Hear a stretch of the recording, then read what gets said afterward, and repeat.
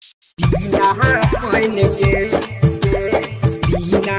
कोइन के छौरी गाल में लगइबो धूम रिकॉर्डिंग स्टूडियो राजा सोनवर्षा थाना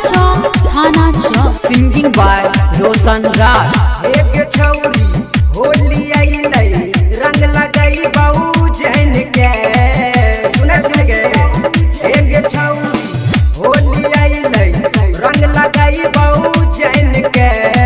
दोनों गाल में लगइबो के बिना कोइन के छौरी गाल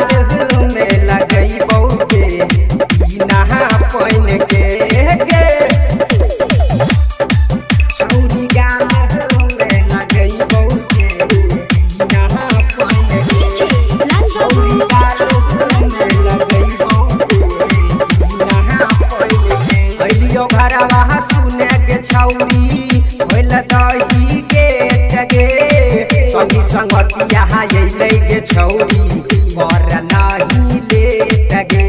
सुन गे नाही ले टगे अइलियो घरवा सुने गे छौरी होइल दही के टगे संगी संगतिया अइलै गे छौरी और नाही ले टगे अब की साल में सुन छौरी हम तोरा बहो यहन के दोनों गाल में लगइबो के बिना कोइन के छौरी गाल में लगइबो के बिना कोइन के छौरी गाल में लगइबो के बिना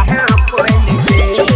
छौरी गाल में लगइबो के बिना कोइन के रोशन अइलो होली खेले और नाही कार के धीरे धीरे डाल तो अनुजवा रंग लागतार के रोशन अइलो होली खेले और नाही कार के धीरे धीरे डाल तो अनुजवा रंग लागतार के राहुल मिथुन वो होले लगौ दोनों माटी कोइन के छौरी गाल में लगइबो के बिना कोइन के छौरी गाल में लगइबो के बिना कोइन के लगइबो के प्रेजेंटेड बाय धूम म्यूजिक राजा सोनवर्षा।